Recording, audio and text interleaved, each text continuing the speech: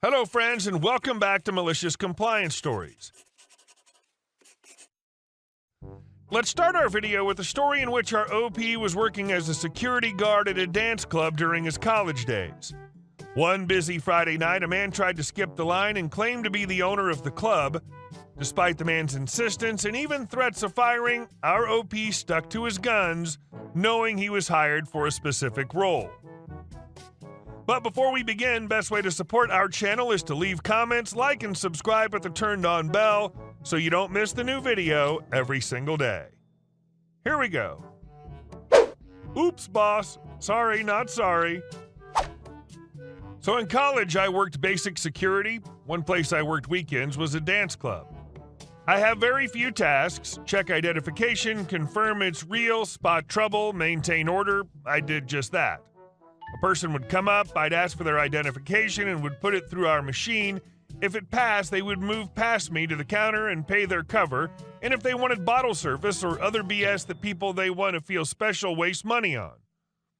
If it failed, I'd hand the identification off to our runner and he'd run it down the block roughly 30 feet to where local law enforcement were.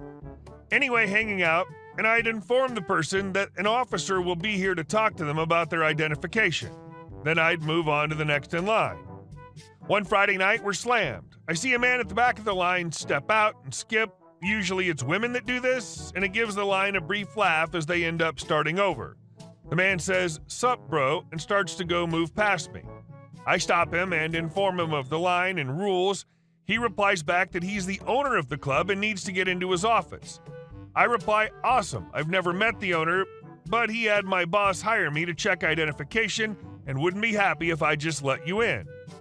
He bulks and says, if I don't let him by, he'll fire me. I reply, "Sir, if you truly are my boss, then you know you hired me for a specific job. If I were to let anyone pass me, if they claim to work here, I wouldn't be very good at my job, and you'd have to fire me anyway." He laughs and walks away. A few minutes later, he returns, shows me his identification, and I let him in. About 5 minutes later, my ear radio goes off and I'm told to head to the office. I wait for another guard to come to my post and head to the office. When I get to the office, I see the guy, my direct boss, and a few other people lounging and laughing. I ask, "What's up?" Owner replies, "You really had me pissed off. You weren't going to let me into my own club, and I really did want to fire you at first." I think to myself, oh great, here we go. Owner, however, you were professional, respectful, and stuck to your guns, and your role here is to keep us free of liability. I really did hire you for that, and to fire you for that would not be cool. Here's your bonus tonight. He gives me $500 and tells me I can go home. I take the $500 and reply, "Sir, I have nothing to do at home as my sleep schedule's set up for this job, and I get my entertainment from watching drunk people be dumb. If it's okay, I'd like to finish my shift." He replies, "Well, you're a weird one, but sure." So back to work. I worked there weekends throughout college and should post more about that. Damn, that worked out just the way that it should have. Good for you. Good for him. And our second story. Of Karens and exit row window seats. Welcome aboard Karen Airlines with direct service to Entitlement Land. Mom has been a flight attendant for many years. She loves her job, and I think she's the best flight attendant ever. Might be just a hair bias, though. LOL.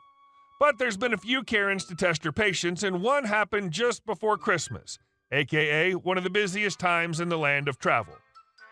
Part of Mom's job involves the emergency exit row located in the middle of the plane, where the wings are. Flight attendants must explain how to open the door and get verbal confirmation from those sitting in the exit row if they're able to assist in case of an emergency. If they're not, then the flight attendants will find someone else to swap. You also have to be above a certain age to sit in the emergency exit row. Mom tells me that people are great about this.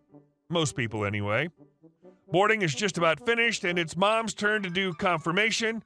She heads to the emergency exit row to do the confirmation. When she gets there, she notices a kid, maybe 11 or so, sitting in the window seat. Mom comes up and says, "Hi, sweetie, just so you know, you're not supposed to sit here."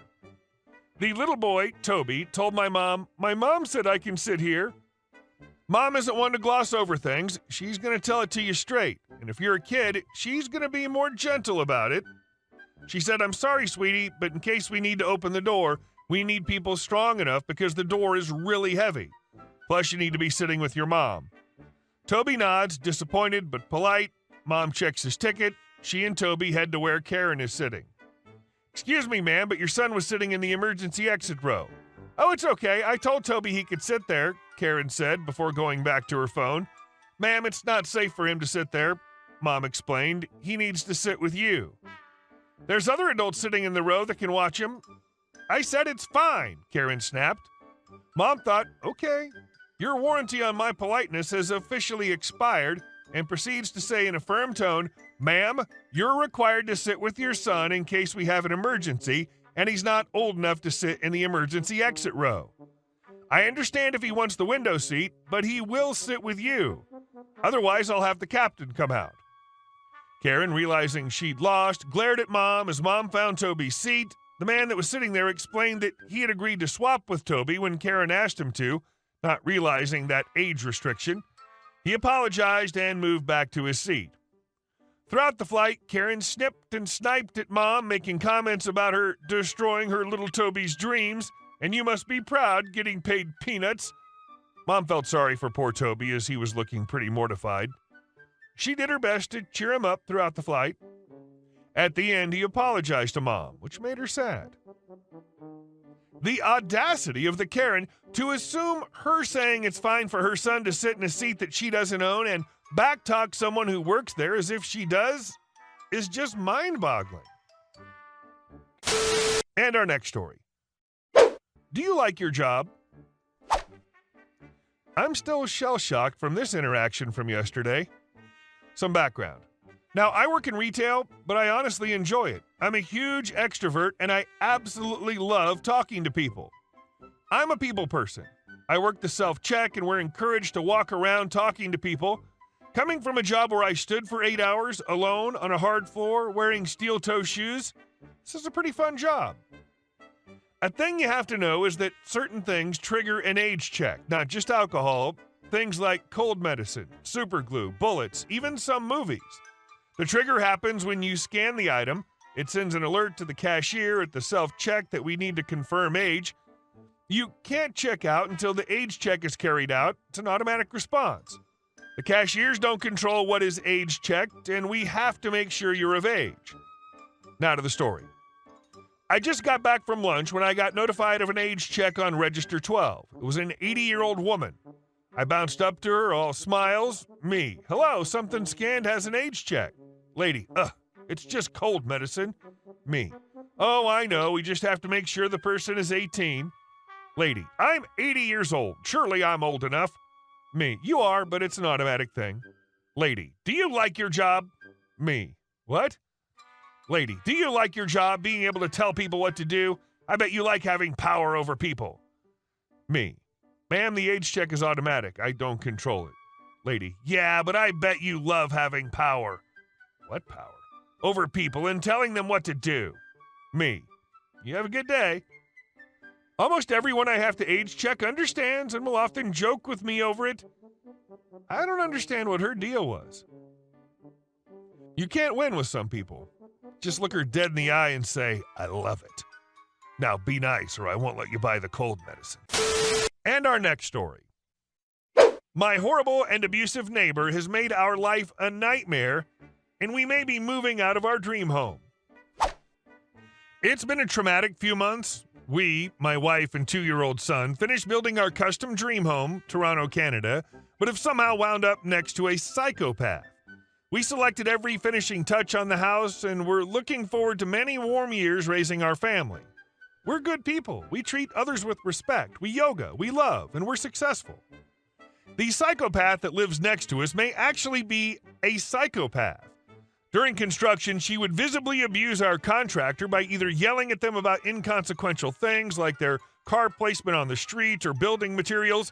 We have all this recorded. She's been getting in verbal altercations with us for months, verbally abusive, disrupting building materials by moving them. She even pushed my wife once. We have a front camera recording everything possible and have showed the police this footage as well. We're not violent people. This barbaric behavior is foreign to us. We've tried the route of the police, but it's been months and months of effort with little avail. Our hope was to get a criminal suit filed for harassment, but 4 different cops, and almost a year later, we have nothing. She's lied to the cops, which we have on video, and was unduly aggressive to them too, which sadly has led to more nothing. One cop appeared to be making some progress with getting a civil complaint started, but then passed it off to another colleague, and again it's fallen flat. My wife is genuinely afraid to leave the house and take our son for walks. The insane lady calls her names, says things like, "I smell a skunk," because of my wife's gray hairs, likely caused by her. We've started sleeping at my wife's parents' house on weekends to avoid the daily conflict with this nutcase. Anyway, we're really defeated. We don't think legal issues are going to take us anywhere, and the police have not done anything. We genuinely think she's mentally unwell, so reasoning or escalating violently is uncertain to lead to anything productive. We're thinking of moving, but hate to give into this behavior and give up our dream home.